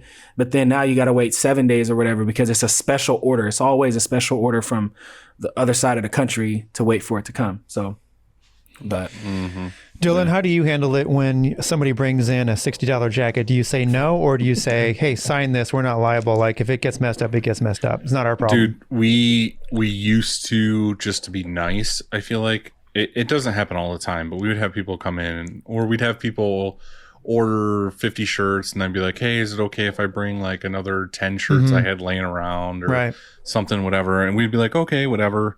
And then it always fucking bites us in the ass. It's always something shitty. Like, we say yes, and then they bring us like 4 shirts or poly, and they have a pocket on them, or they got like a weird pocket or a seam, and it's like, whatever. And we make a decision here, and the customer gets it, and they're like, I wouldn't have done it that way. It's like, well, fuck you. Stop bringing us your stupid ass shirts. So we pretty much said no. And recently we got bit in the ass again, because it's one of those things, like, it was an actual buddy of mine has a business. Like it's one of the people that we deal with that has like a huge contractor company. Basically, they build homes and stuff. And he was like, "Hey, is it cool if I send you? I really like these polos. Like I don't think you can get them. I really like them, but can you print on them?" And again, I should have said no, but I was like, "Yeah, sure, that's fine." Come to find out, he bought them from Amazon. Like it was just some polo he probably ordered on Amazon at one point, liked how it fit, and then he ordered them, and they were like $35 a piece. And it's just because that's what it was, like the full retail price on Amazon. He bought 50 of them from Amazon. Jeez. And then sent them to us, and then we've done stuff for him a bunch of times, and he's always had the same artwork, same logo, whatever. So we mocked it up and sent it to him. But he had in one of the email chains like sent to Morgan like, "Hey, I want this, but I don't want this wording that I've always had like under the logo." And she must have missed it or whatever, and he didn't see anything on the mock-up. And then we printed all those polos, and he was like, "Hey," and he's like a picky guy. He was like, "Hey, these are useless to me. I can't use these. Do you guys fuck these up?" And I'm like, "What do you mean, dude?" And he's like, "Oh, it says this saying under the shirts." I was like, "Literally, I watched your Instagram stories today, and you're wearing a shirt that has that fucking saying underneath it. You can't tell me they're fucking useless." Yeah. And he was just like, "It's off brand now. Like, it's not what I want." And I'm like, "Oh God," like whatever. I was like, because it's him, I was like, whatever, we'll fix it. And then I went, and he's like, "Oh, here's the guy," because I guess like the Amazon seller got a boner over the fact that this dude ordered fucking 50 polos directly from Amazon. Like contacted him, and he gave me the guy's email, and the guy's like, "Yeah, I emailed that guy directly," and I was like, "Hey, how much were these polos?" And he was like, "Oh, they were like $35 something." And I was like, Jesus. I was like, "Do you offer wholesale?" And he's like, "Yeah, for that quantity, I could probably do $34.50." I was like, "Are you fucking kidding me? You're gonna give me a 50-cent discount?" So whatever. I ended up buying the fucking polos at $34 a piece. Printed them again, got them to him, and it was just like, never again, dude. Like, never again. Because the polo, there was nothing special about this polo. I could have bought it from something very similar from S&S for like $6, and I spent $35 on the replacement. And not only did I lose all the money on the job, I lost like probably an extra $1,000 to replace these polos. So I just lost a shitload of money for saying yes. So my answer to that is no. Fuck no. Tell them no. Yeah, your point is that if you would have goofed on the order and you had gotten them from S&S, it probably would have been a $6 polo or $10 polo. It would have been one of those where like you at least break even. Like you didn't lose any money, you just didn't make any money, whatever. Because you got access to wholesale. Right. But because it's someone else's shit, then if you mess up, you have to replace it. It's like, no, fuck that shit. Yeah, we still print on customer supplied stuff, but we're picky about what it is. So not everything, not anything, for example. And if it is something in embroidery, let's say, because they bring in Carhartt or whatever they bring in, and we're going to embroider on it, then they have to sign a liability waiver, basically saying that if we goof, then they bring us another item and we'll stitch it for free, but we're not buying your Carhartt coat or whatever. Yeah. You know what I mean? I think that's okay, but like I feel like most customers don't want to do that. They're like, "Oh, well, if you fuck it up, you fucked it up. Mm-hmm. Like, why do I have to buy another one because you messed it up?" And it's like, well, and I explained the whole thing, like because we don't have access to wholesale, and so that's how it goes. And they usually say fine, and they sign it, and we don't mess it up most of the time. Yeah. Well, in my, I developed a lot in my terms and conditions, and I actually, because I had some horrible customers, I actually put it inside of my Printavo quote, and I let them know, especially a customer that comes in with with their own supplied garments, I let them know straight up, hey, if you're gonna bring your own garments and something does happen with spoilage, because it is a thing, we're humans, we will, if you don't give us the allotted allocation for the spoilage, like 1 or 2 for each size, then you're allowing for us, if it's something that's on our side, we will replace it with a garment that's equal. And if not, then it is what it is, But I did have a customer order some stuff from Pakistan, and the shit shrunk on press, and it literally was like her smalls became extra smalls, her mediums became like small. It was horrible. So I called her when you were flashing it. Yeah. And it was on like a gray. It was raw material after that. And I was new. Not new, but I like hadn't had that happen. She was like, I'm getting them custom made. And me and my staff was like, bet, hell yeah. We would love to like, you know, be able to touch something and print something for someone that's taking the time to make their own garment. We didn't think that they were going to come from overseas and not be pre-treated. And you just have W or M as like, it had no makeup, no nothing, like the wash preference, none of that.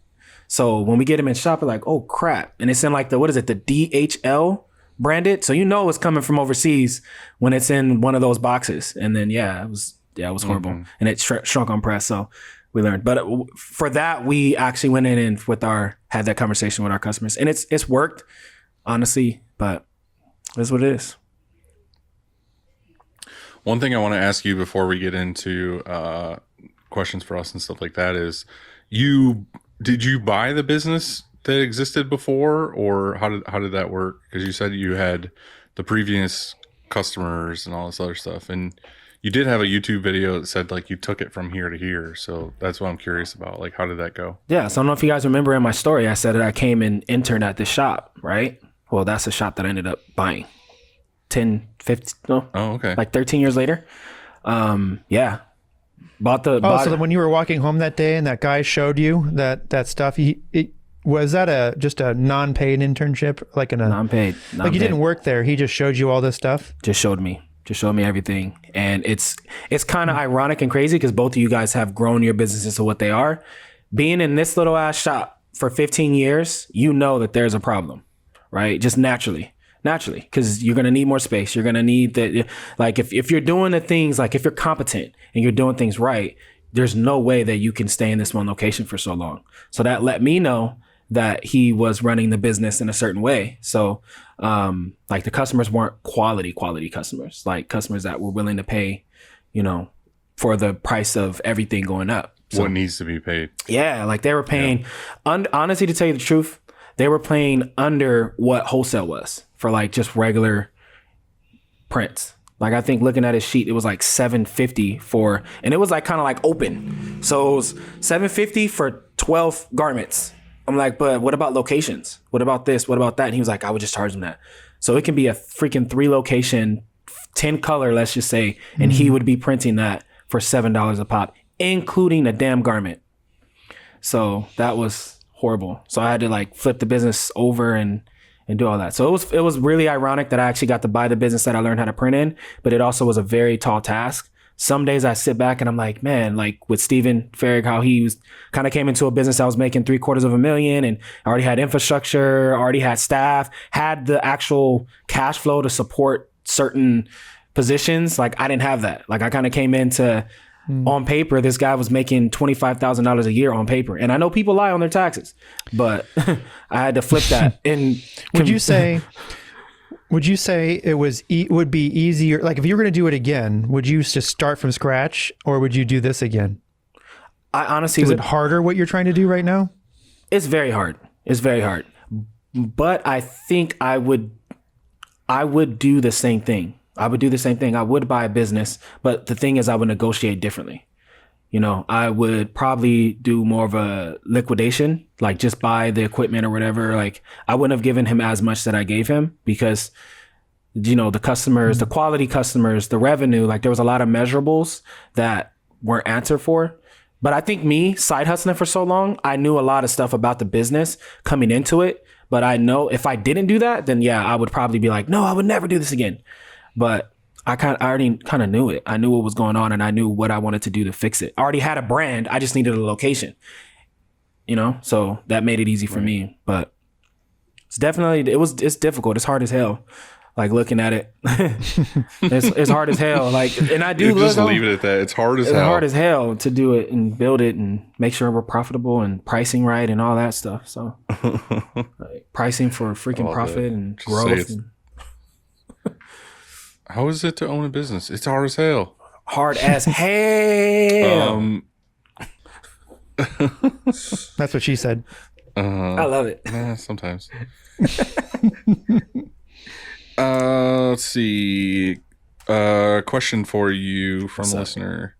Let's see. What is your first real memory with print? Could be t-shirt art, skateboard art, packaging, book cover, etc. Just the first thing you noticed, something that was printed and it captivated you.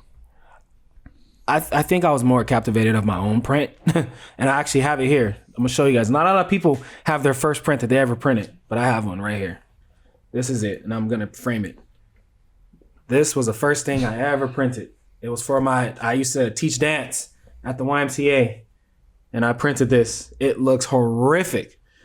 Like if you guys can see, oh God, like the fibrillation, like one side, like my screen wasn't flat. It was like this. So like this side has so much ink just like caked on it. But for me, it was, I didn't look until I started printing myself. That's when I started looking at other prints and like, oh my gosh, they still screen this, or this is 5 colors. But I think me looking at my own print, knowing what it took to make it, is super crazy. And like looking at my white prints now, like they don't obviously look nothing like that. So like 15 years old. Dylan, do you have your first print there? I know what my first print was, but I don't have one. I don't think. It was for my band. So there's probably a shirt around somewhere, but I know the first print that made me interested in screen printing was again in one of our band shirts. But I got it printed at a place, I think they were in Rochester, called Hide the Bodies. And it was our artwork. So it was like the first time I ever like took custom artwork I had made by a designer and then sent it off to some place and had it come back and saw the print. And I was like, oh, this is so fucking cool to like, this is our shirt. You know what I mean? Like it's our band on it. It's something I can sell. It's retail quality. It's ours. You know what I mean? Like this is not just some homemade piece of shit. Like this is like, cause the ones I was making were not good. And then I ordered some from somewhere else professionally because I was only doing like white ink on. We were buying shirts at like fucking Walmart and shit, and then like going home. I did that and too. screen printing our band logo on it, and they were shitty, but they sold, so whatever. And then we ordered like legit shirts because it was like a 6 color or something, and that was like, oh, these are really sweet. And then when I started the button company, I knew I wanted to outsource, but I wanted to outsource to a professional company, not just like some dude.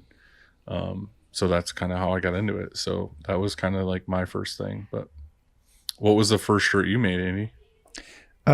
First shirt, I have our first print here. So like when we were getting our press installed, you know how you have to have something to print, and we didn't because we weren't open yet. I was the only person, and then Joanne came the week after. And so we didn't have any orders to print. And so I just printed our logo, our shop, you know, like a logo we had, and we printed on not even on a t-shirt, but on a Pellon. And then I put the date down and everything. And we framed it. That's cool. First shirt, I don't know. Like I did the same thing. Like back in the garage days, what was your... we used to print on, I used to do the same thing and go to Walmart or wherever and buy 3 packs of t-shirts, you know? Mm-hmm. But it was a bootleg. The first shirt had to have been for a bootleg show. I can't even remember what it was though. The first order I got, like, here, I'm going to give you money to print some shirts, was for a comic book store. But that wasn't the first shirt I printed. Mm-hmm. Sorry, I don't have the answer, but it was like, okay. 60 years ago or something. This is fitting. Next question from Major Maid was, what's your favorite blanks to print on? I really like, a lot of people are going to say this, but I love the 3001 Bella. It's versatile. I like that one.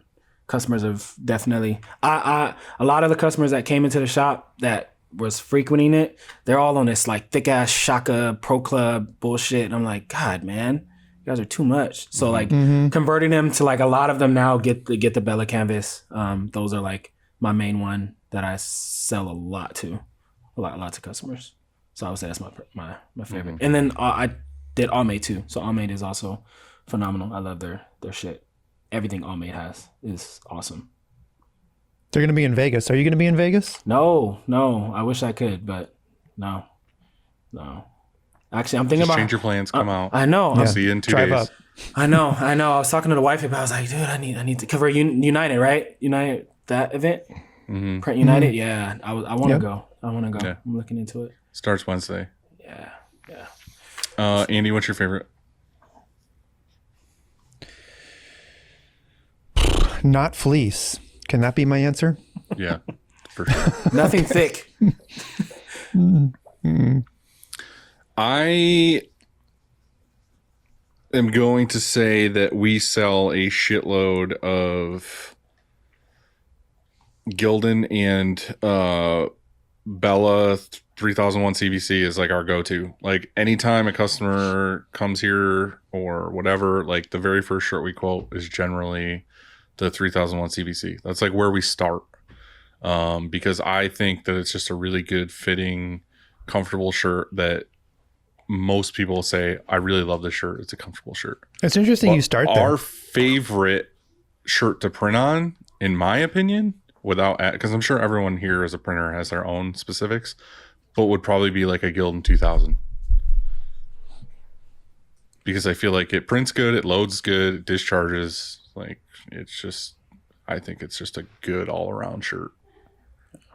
But that's just to print on. I don't know about wearing, but I feel that. Yeah. that's what I say. I like that. All right. Let me see if I have any more on here. Someone just commented, it's not a question, but said that, Andy, we need to bring back dad jokes. I know. I miss those. Those are fun. Those are fun. I guess we'll have to. Do you have any questions for us or shop hacks? Shop hacks, I feel like I would just be regurgitating.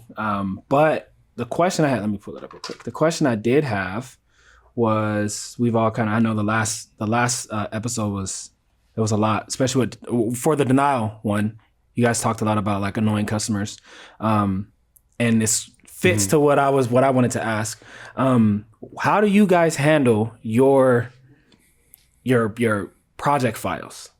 Because I've had some issues, and I know that most people are like, whatever, just give the annoying customer all of their files and send them off to the next printer and tell them to go F themselves. But what are your guys' ideas? Like, How do we handle them in-house, or how do we handle if the customer asks for them? yeah, how do you handle if a customer asks for them? Okay, let me paint the I picture. feel like though. it depends on the customer. Yeah, that's what I was gonna say. Let me paint the picture. You got a piece of shit customer that's basically saying "f you." I already know the answer. As soon as you said piece of shit customer. Yeah, there you go. Okay, so how would you handle that? They're getting a super low res JPEG. Yes. I will give them like a 50 or a 72 DPI, like 2 to 3 inch version of their logo and their artwork, and say, here you go, this is what we use. I guess it depends on how bad you want to get rid of them, and never talk to them again. Because if you never want to talk to them and get rid of them, give them whatever, give them the good stuff. I'll never give them the SEPs. Fuck that. Like, you're not getting the SEPs, the but- work we did, but I will give them the artwork that they gave me or their artist gave me, but I will just send it as like 72. Like, I'm not giving them the 300 or 600 or however, Illustrator file it came in on. Even if it's an AI file that I got in, I will make it a JPEG and send it to them. I asked, Yeah, that's a good question, and I think it's a tough one. Like, I've thought about it a lot before too, because it happens every once in a while, not too often, where somebody says, "Hey, can I get my art?" And if it's a customer if it's a good customer, of course that you don't like hearing that. But if they're going to leave, they're going to leave. And I always want to break up in the best way possible, even though I'm in a sense making it easier for their next printer, let's say. I just give them whatever they want because I've made my money. And if you really are leaving me, then here you go. I'm not going to make it worse on them. And so There was a customer a little while ago that was just a huge fucking pain in the ass. And they never gave me like good artwork. Basically, they gave me like a decent outline sketch, like pencil or like something that was scanned. And then I would like take the time to like redraw or vector and then color and like do all the halftoning and everything we needed to do to get this artwork right. And I remember she asked me, because she had given me her original artwork, like for the files because we parted ways. Basically, I fired her. I was just like, hey, like you're fucking huge pain in the ass. Like I can't deal with you. You complain, you give me stuff super last minute and then complain when shit doesn't go right. And it's just like, I just don't want to deal with you anymore. You can go somewhere else. And she was like, all right, I'll go somewhere else. Give me all my art. And she was just like a fucking pain in the ass about everything. So when I gave her art, I just gave her all of her sketches. I was like, here's your fucking bullshit fucking napkin sketches. Like, What you say? I'm not giving you the art that I spent. Like, I didn't charge you for to clean up and fix and make good because I wanted the artwork to print good. I wanted it to look good. That's a good point. That's a good point. If you didn't charge her to clean up her artwork, right? If she paid me, if a customer pays us to do the artwork, then yeah, it's your artwork. You own it. It's yours. Like you get the high res files, whatever. But if you come here and we have to do a shitload of work to make it work for you, and then you didn't pay anything, no, you get the JPEG or you get the original sketch or whatever. Like I'm not giving you the stuff that we did to help you out. Like it's hard. That's hard. This might be like a thing where it's like once a year or once every 2 years it happens. It's not like something that's like once a month this happens. I'm just saying that like when it does happen, it's if they're good people and they're just leaving or they're using it 9 times out of 10, that customer never tells you like, I need the art to go somewhere else. They're always like, hey, can you send me the artwork for this? Cause I want to make, stickers or I want to make something else, but full well, they're like going somewhere else. Yeah. I mean, that's where I'm just like, all right. Like, I mean, I had a customer and the reason why I bring it up is, and I agree with both of you guys. I mean, this is my head and you guys can tell me if I'm right or wrong, but when I do charge for it, right? I charge a setup fee, but in my terms and agreement, it says anything that we use we don't charge you to produce your artwork. When you are coming in buying something, let's say you're getting an invoice and you want to get a t-shirt, but you gave your logo and we're going to process it so that we can actually print it. But we're charging you our time that it takes for us to process that to print. So my issue that I have with this customer is he was under the impression that he owned any and everything that we made with his logo. So I'm like, so the film, the air that we breathe, the light uses that we use, like anything that we use to make your logo, you feel like you're entitled to. So that's why I asked that question, because some customers just have that idea. Like, I'm like, no, man, like, unfortunately, like, nah. And I see it too like this. It's like, if a customer comes to and goes to another shop, let's say that is okay. I'll paint another picture. Let's say you like a certain steak, right? And you go to this restaurant, you get a steak, and then you go to another restaurant and you're like, I want a steak, but I want you to make it like the place down the street. Let me go get their recipe and I'm gonna bring it to you.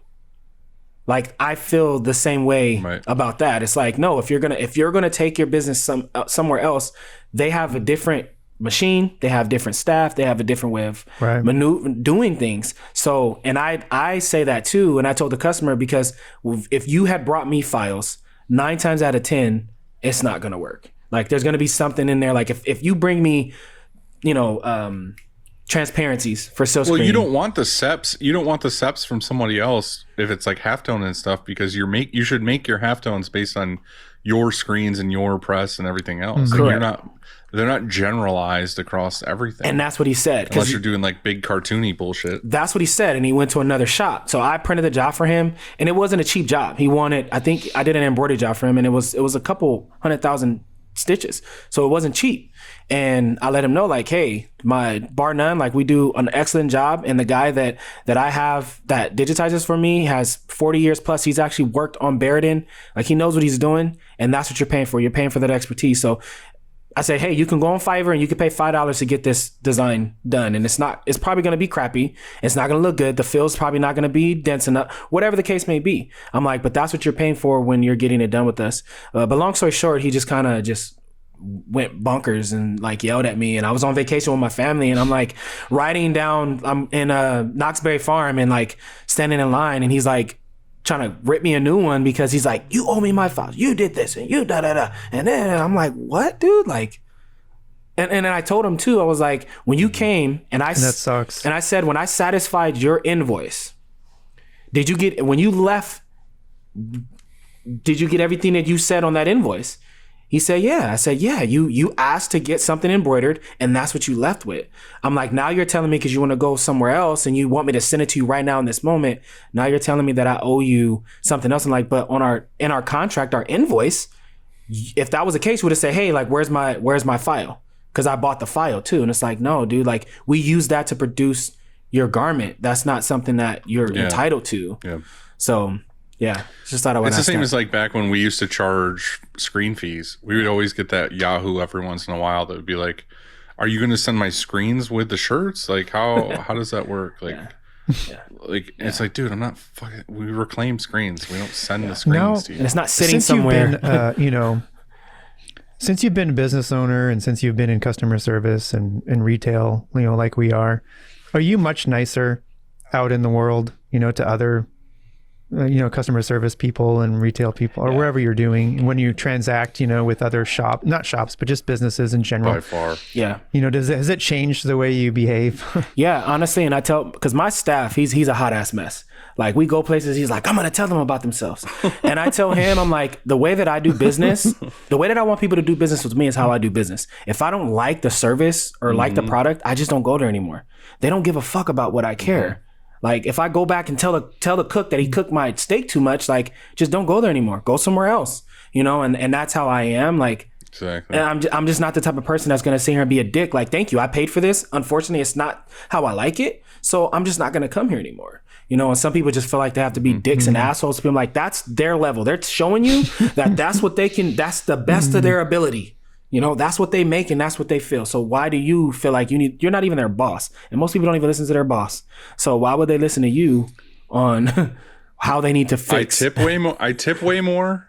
And one other thing that's like I notice all the time is like if you go to a store or something and somebody kind of like fumbles through something and they're like, oh, I'm so sorry, like I gotta do it this way, or sorry, we're really busy today. I immediately am the first person like, dude, seriously, don't worry about it. Take your time. Not a big deal. Yep. Because I know the feeling. I know that panic and stress that they're under at that moment. It's like, dude, I'll come back. Like, fucking text me when you're done. Yeah. Like, no big deal at all. Yeah. I'm not a douche. And I feel like there's so many people that are just like, I'm just so forgiving of things because I know that feeling. It's that Starbucks syndrome. Those shoes. I hate it. People just want stuff just like Starbucks. I want it just like this with 5 pumps and blah, blah, blah, blah, blah. Like, dude, just chill out, man. Like, That's what she said. You don't have to be too much, Treat people with some kindness and it is what it is. But not everyone has a good day and I know. But amen. Oh, yeah. Amen.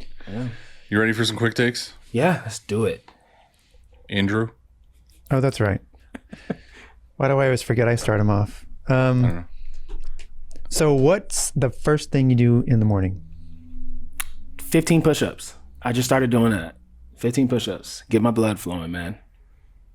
Yep. Besides, wake my kids up. There's no way in hell I'm doing 15 push-ups when I wake up in the morning. First thing, man. First thing. Jump up, do that, go in a room and turn on the lights till my kids wake up. That's it. First thing. Like get them ready for school? Yeah, I got to get them ready every day, man. I'm daddy first and then we come shop owner after 8 o'clock. I have to do the same thing, but like I literally have to like my son is always just like, fuck you, no, I'm not getting up. So I have to go in, turn his light on. I hope he actually says that.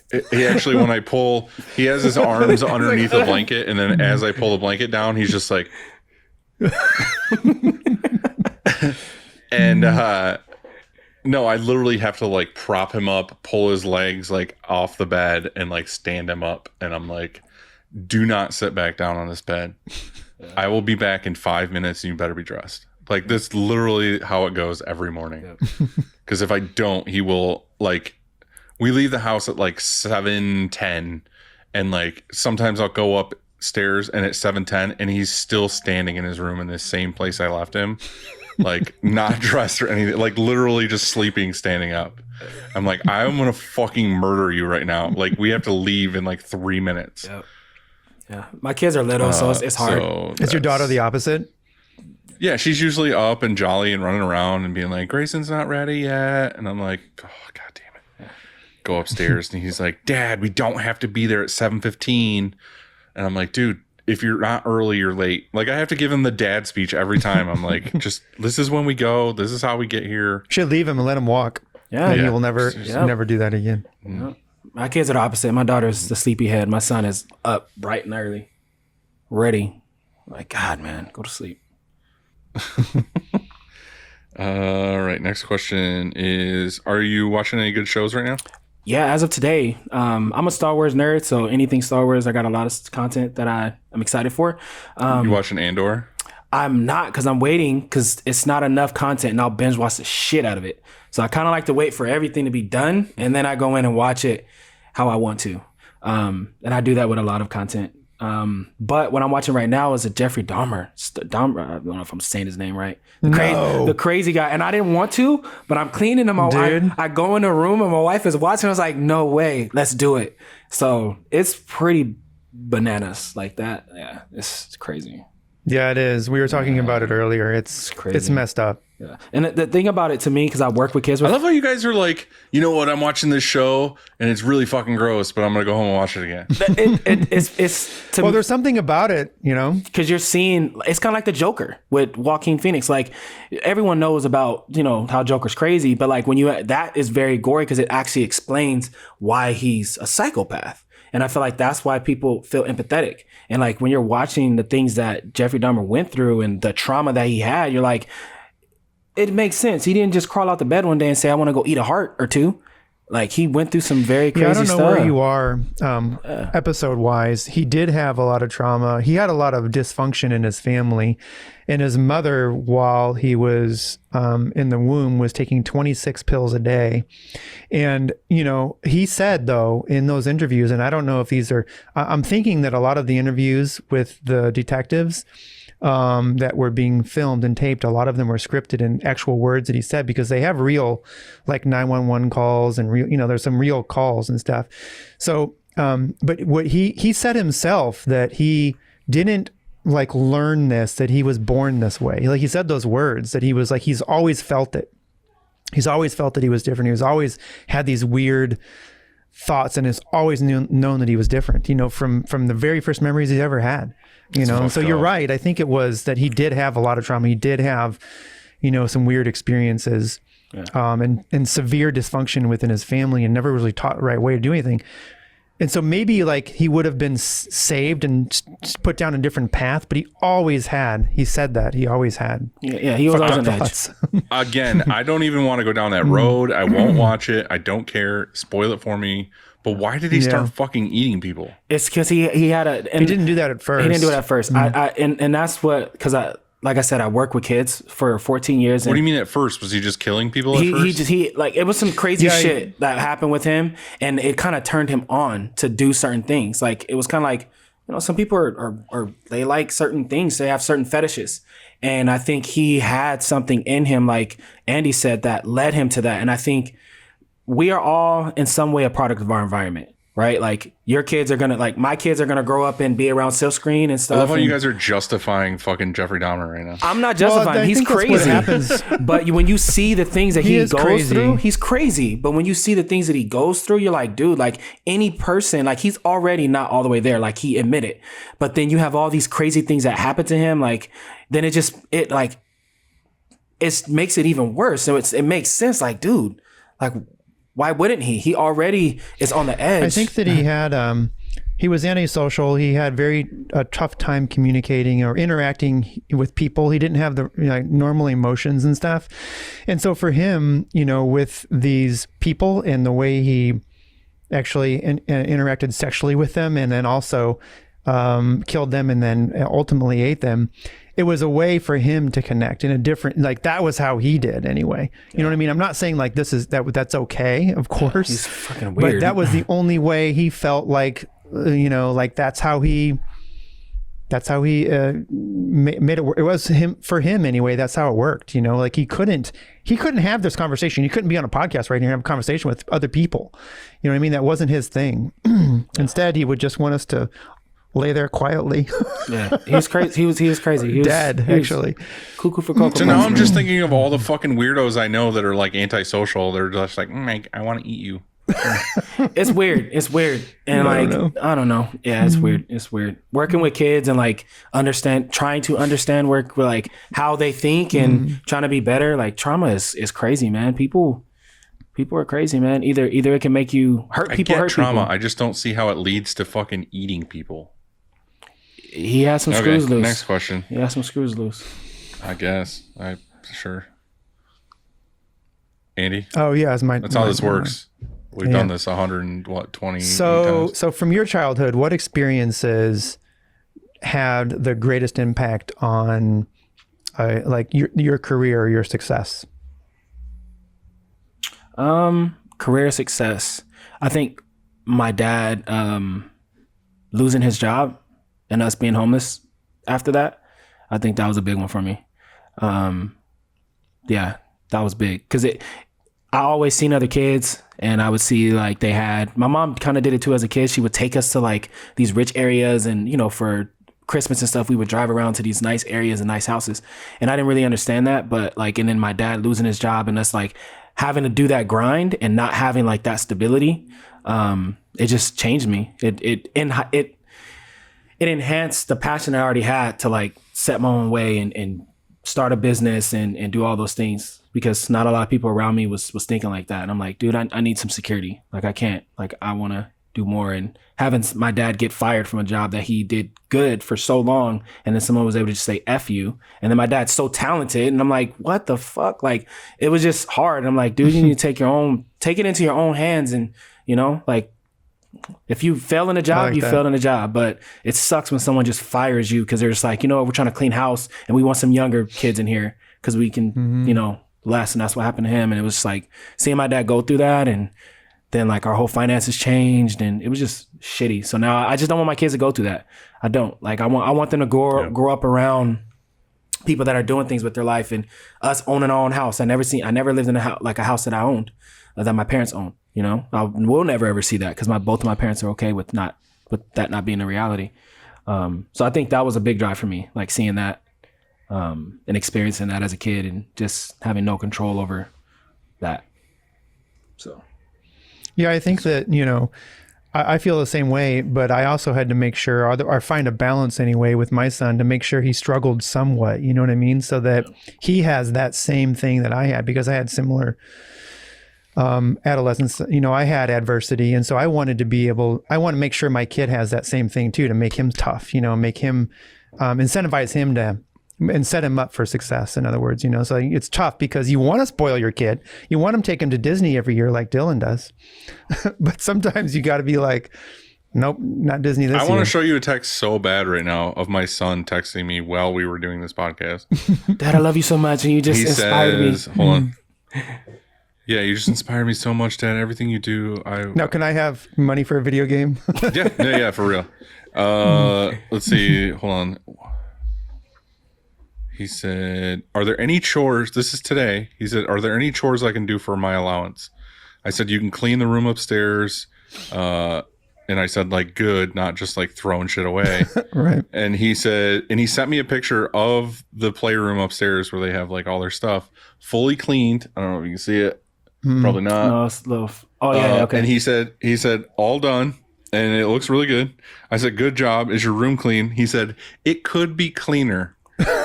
Hey, he's honest. I said, okay, pick up that stuff. And then I tagged on the end of it. I said, and also pick out your clothes for tomorrow. So that way I know in the morning, like he already has his shit already. What's he want money for? Why is he trying to save for something? Just to like buy a video game or something. And I said, he said, done. And I did the like hand clap thing or whatever. He said, how much do I get? I said, $20. No shit. That's a lot. Yeah. Inflation, I guess. Their allowance once a week is $20. So they get $20 a week. Oh, okay. Rubbing off, man. So he did like other stuff throughout the week, but like my kids, we talked about this, I think last episode, the episode before, but like my kids know to like not ask me for money, but ask me like, what can I do to make money? Yeah. So like their first thing out of their mouth is, what jobs do you have for me? That's a like norm. They're not just going to come to me and be like, give me $20. Yeah. Yeah. You're just creating norms with your kids, man. That's the best thing you can do. But we don't understand as parents like how like we expect for kids. I come from a generation where it was like do as I say, not as I do. And I think nowadays like kids are like, no, fuck that. Like if you're not going to school and getting an education, why the fuck can you tell me to go to school and get an education? So I feel like by you, Dylan, showing your son and telling him that and following through, like we're raising kids. We're doing things that we don't even think. I always just tell them, I'm like, straight up, I'm like, dude, because there's a lot of days where they're just like, I don't want to go to school today. I'm like, why? And they're just like, I just don't want to go. I'm like, cool. Well, if you don't go to school, you're going to like fail this class. And then when you're older, when you don't want to go to your job, you're going to get fired. And then you're going to not have a place to go and not have money for food and not this. I was like, you need to just get that out of your system and like realize that this is something you have to do. You have to get done and you'll move on to the next thing. Like, quit being a lazy piece of shit and just fucking go do what you got to get done. Yeah. And it's just like, if you want something, you have to like go out and get it yourself. You have to earn it. You can't just, nobody's going to hand you shit. Yeah. I was like, if I'm dead and gone, you need to be able to do this stuff. You need to be able to make your own breakfast and, you know, handle your own shit. Yeah. So that's what I try to teach them. And I talk to them just like that too, by the way. I'm like, hey, fuckhead, like go do this thing. Yeah. 1,000%. 2 presses or 10 presses? Okay. I was simmering on this. It says 1 press or 10. 1 press or 10? I would want to have 3 presses, but I would like to have the reputation and like the efficiencies of 10. Because you all know if you're running a 10 auto spot, like you're banging shit out. But I want to be able to have that same level of efficiency just in a 3 shop auto. We're able to have the same respect, you know? And that is the case with some shops where they can do just as much work with less. Yep. Because they are efficient. And they're running so good. That's what I want. It's a really good answer. Thank you. I've been simmering on that. Andy? Yeah, well, so what is for dinner? What's for dinner tonight? My wife was kind of hitting, it sounds like she wanted burgers because she was asking if we had 80-20 ground beef in the house. So I'm thinking that's what she's probably going to want. Either that or she wants spaghetti, you know. So that might be one of those two. But I'm down for a good burger. Always. Both solid. Yeah, I love good burgers. I'm not a big spaghetti person, though. I'll eat it for my wife, though. She makes. I don't really like spaghetti unless it's like got thick meat sauce. Yeah, I like mine to be hearty. Yeah, 20 meatballs. Yeah, cheese. I do the most. Like I don't want just like regular sauce and noodles. So yeah, fuck that shit. Ragu sauce out the can. You just shake it in a pot. Throw a little bit of salt and pepper. Nah, I need mine. Nope. Simmer it. Make it look good. Put some extra andouille sausage or something in there. Give me a pound of ground beef in there. Yes. Right. Exactly. Yes. Yeah, that's me. How about you guys? All right, dude. Well, thanks for coming on with us. What are you guys having? Can't ask me that question and not answer it yourself. All right. Yeah. It's Sunday night. Every other Sunday, we get together with a bunch of people from work and we do dinner here at the shop and we watch 2 episodes of, what is it? House of the Dragon. Dang, fucking shop goals. The new Game of Thrones. So we're having tonight, I think we're having meatloaf, mashed potatoes, asparagus, and Sarah's bringing dessert. So that's my night. That's dope. For real, shop goals for real. That is awesome. I want to come over. Right. How about you, Andy? Chili night for us. I was going to say it's Sunday. Homemade chili? Yep, that time of year. Yeah, so I went to a chili cook-off a week ago on Saturday, a week ago. And they were out of the firemen had sold out. We got there kind of late. And we ended up having something from this place called Copper Fire, and it's like a barbecue place, and it was so fucking good. And so I was like trying to think. I was thinking all week, like how they made it, like what I could do to my chili recipe to get there. And I think, and I don't know because I haven't made it yet, I think they added barbecue sauce. I mean, in addition to like barbecuing their meat, they probably just barbecued their meat and then put it in the chili. But also the sauce was very like barbecue saucy. Yeah, or tangy, something. had a so I'm tang going on to it. add some barbecues. I googled barbecue sauce chili, and there's such a thing. And so I bought this bottle of barbecue sauce. Just don't overdo it. Yeah, that's what I was thinking too. You know, because the recipe was like put the whole bottle in. I'm like, no, I don't want to do that. So I'm gonna add some, and then I You can gotta always be add like more. that. You gotta be like that typical like movie Like you're sitting there, you add a little, you pull a spoon out, you do a little test. Yeah, there it is. You know, a little bit, Salt Bay. Yeah, right. Just do that with barbecue God, sauce. right? Just squirt it as it's flying down I'm your gonna elbow. Ew. Yeah. Taking hairs with it. Oh, that's so gross. That's cool. I love it. All right. Well, thank you guys for having me. It's Thanks, dude, again. yeah, appreciate it.